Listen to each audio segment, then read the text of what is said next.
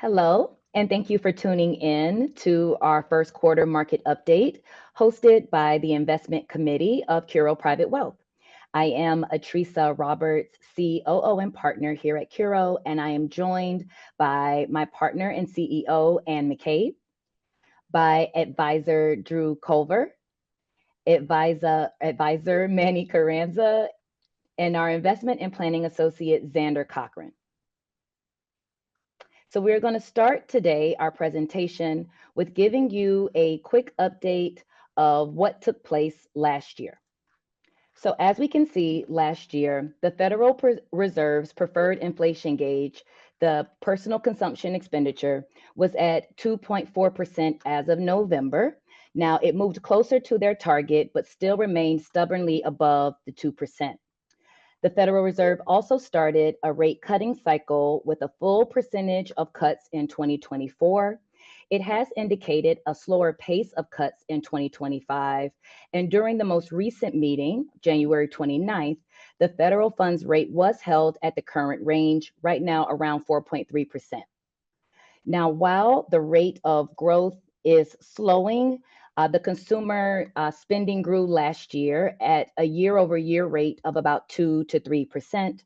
And the labor market has softened as unemployment creeps higher, but still solid with the unemployment rate below its historical averages.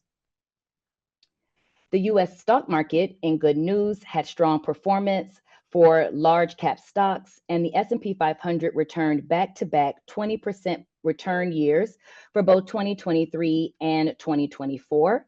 The largest 10 companies of the S&P 500 now account for over 38% of the S&P 500. And despite 2024 being an election year, there were lower than typical intra-year declines, so we saw less volatility than anticipated in 2024. As you can see on our slide here, all asset classes had positive returns in 2024, with US equities leading the way, outperforming international markets. Fixed income returns, which were mostly flat to negative through the first half of the year, saw an increase in performance during the third quarter as the Fed's rate cutting cycle began. And then both commodities and US real estate had positive returns in 2024 as well. So now I will turn it over to my colleague, Drew. So the chart that you're seeing here shows the breakout of S&P returns dating all the way back to 1926. So you can see that the most common return for the S&P 500 is actually over 20%. We saw that in back-to-back years over the past 2 years, as Teresa just said. But it is important to note that we've only had 3 consecutive years of over 20% one time, and that was throughout the 90s. But nevertheless, nearly 3/4 of the time, the S&P has positive returns, which is always good to see. And this chart here shows the consecutive numbers of days that the market has gone without a 10% correction or a 10% pullback off the market high. So we're in that gray area right now. We're over 600 days and counting. We've certainly done longer periods, but on average, the market has a intra-year drop of 14.1%. So it's absolutely normal to see that correction come. If it does happen, we advise you not to be overly concerned. It's very normal and way more common than you think. And looking at this chart, it's showing you 3 different lines here. So the Magnificent Seven, the S&P 500, and the Russell 2000. So the Magnificent Seven were the 7 largest companies within the S&P 500. Those include things like Tesla, Google, Meta, NVIDIA, and so forth. Russell 2000 was really looking at small cap stocks. So the Magnificent Seven really was the largest performer and drew up the S&P 500, brought that up with it. A lot of the returns in the S&P 500 were attributed to the Magnificent Seven. The Russell 2000 or small caps did have periods where they outperformed larger stocks, but overall, larger stocks and the Magnificent Seven are what carried us through last year. And this is looking at earnings. Certainly the earnings of the Magnificent Seven were considerably larger than the S&P 500 as a whole, especially excluding the S&P 5 or the Magnificent Seven. Looking forward into 2025 and 2026, we're expecting a little bit more parity and the remaining 493 to kind of catch up to the earnings expectations. So that'll be interesting looking forward. So on that note, I'm going to hand it over to my colleague Manny to go over some of the sectors and some of the changes that we're doing here. So this graph illustrates the performance of each sector in the S&P 500 for 2024. All but one sector posted positive returns, with the top four sectors outperforming the S&P 500. The best performing sectors were communication services and technology, continuing their strong performance from 2023. Two other notable sectors were financials and utilities. Financials performed well last year as the yield curve normalized and benefited from a post-election surge, and utilities rebounded after being the lowest performing sector in 2023, benefiting from lower fixed income yields and a boost from AI. And on the next slide here, we're just going over some of the changes that we've recently made. So we've reduced our overweight allocation in communication services, which was last year's top performing sector, to lock in gains. And then we reallocated those funds to the healthcare sector because although investor sentiment is lower, the sector has strong earnings growth expectations and it tends to be more stable during periods of market volatility.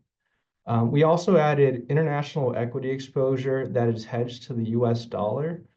This decision is based on our expectation that in a higher tariff global trade environment, the US dollar will remain strong relative to other currencies. In an unhedged international position, we would risk underperformance when the US dollar strengthens. So next, Xander will go over what's going on in the economy. So this is our economic dashboard that we like to show every quarter, and it shows 5 different aspects of the economy and where they are from a positive to negative territory. So the first one is monetary policy, which is really with what the Federal Reserve Bank is doing with interest rates. And this has moved a bit higher towards the green or positive territory in the past couple of quarters as the Fed started cutting interest rates in the second half of last year. As the Fed cuts interest rates, this tends to be accommodative for the economy and is also usually good for both stocks and bonds. Next, we have manufacturing, which has kind of been in a muddled through territory for quite some time. A little bit more on the negative side, we have seen a couple periods of time where it moved a little bit more towards expansionary territory, but it's still a little bit below that right now. Next, we see the consumer. This had been one of the bright spots for 2023 and 2024 economies. This has moved down a little bit as we've seen a little bit of a bifurcation in consumers. So we have those at the higher end that are still doing well, but those at the lower end that are doing a little bit worse off just in terms of being able to pay off their debt, having higher credit card balances, and that leading to more delinquencies. But overall, we still see a quite healthy picture for the consumer. Next, we see the housing market, which has been towards the negative territory for some time now.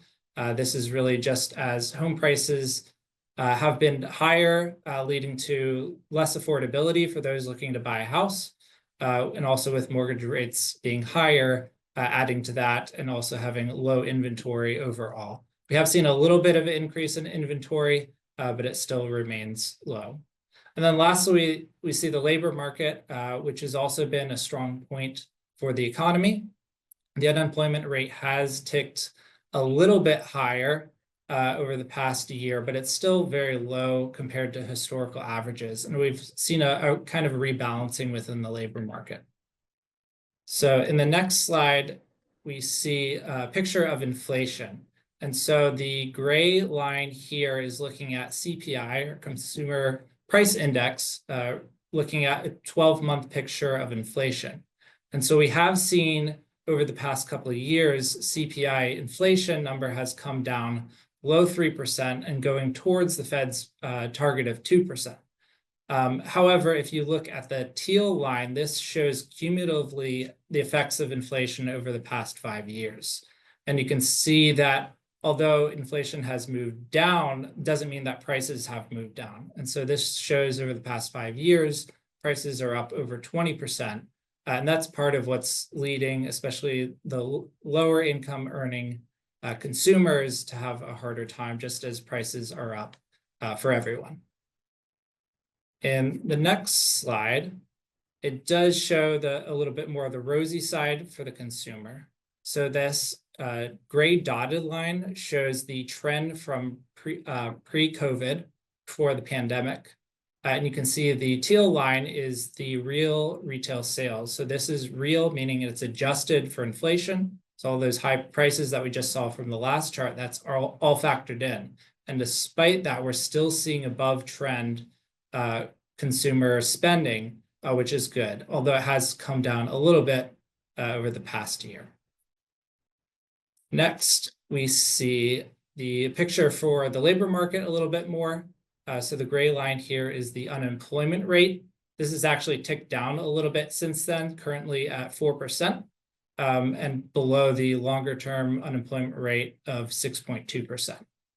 So although it's ticked up a little bit, we still see a good picture in terms of unemployment and wage growth, although that's been coming down of late as well. That number at currently at 3.9% is still higher than inflation, which means that consumers have a little bit more cushion in their pocketbooks right now. For the next slide, we see or have heard from a lot of our clients kind of asking about what's going on post-election with the results and how that affects the economy. One area to point out for a bigger impact is potentially on tariffs and the global trade environment. And so this here shows particularly on the left side, zooming in on China, because that had been an area of target in the previous Trump administration. We see much higher tariff rates for imported goods from China compared to what we saw in years past. This time around, we've seen already some targets with China as well as Mexico and Canada from February 1st, but we've seen some additional threats as well in terms of how that can manifest, although the Canada and Mexico ones were put on a 30-day hold. We'll still determine what will happen next there. But one thing we have seen looking on the right side of this chart, particularly on China in the red, is China used to be the US's #1 trading partner. Since in the past few years, are no longer the #1 trading partner with the US. And if additional tariffs are placed on China, we'd probably see that continue to draw down, although it depends on how other countries are affected as well. And with that, I'll turn it over to Anne to wrap us up. All right. Thanks, Ander. So far during this presentation, we have been focusing on last year, 2024. In this chart, we are zooming out quite a bit, all the way back to 1900. And what we're trying to show and illustrate in this chart is pretty much every year there is something to be concerned about and a reason why you potentially should not invest in the stock market. There's a very common saying in our industry that the stock market climbs a wall of worry. And as we're showing in this chart with various concerns and crises that we've dealt with over many years, we want to take a long-term approach and remember that the US stock market over history tends to go up and to the right, albeit with periods of volatility and pullbacks, which are very normal. But it is very important when we're talking about investing to always zoom out and take a long-term approach. And we always like finishing our presentations and our webinars out with our visual of our philosophy here at Curo and how we work with our clients. So what we try to do day in and day out is focus where those two concentric circles of what matters to you and what we can control coincide, come together. What we can't control is timing the markets, the ups and downs of the markets, and what Congress and the government decides to do from a policy standpoint. So what we really want to do is get to know our clients, understand what is important to them, and put a financial plan in place that has an appropriate mix of stocks and bonds, and help from a behavioral finance standpoint too, to kind of stay centered when things are going crazy around us. So with that, we would like to thank you for taking the time to tune in to our market update. We do these quarterly, so definitely keep an eye out for our next update in a few months. In the meantime, if you have any questions, you can always email us at info@curoprivatewealth.com. And we are very active on social media, so make sure that you check out our YouTube page, Facebook, Instagram, and LinkedIn. And we look forward to connecting with you all soon. Thanks again for tuning in.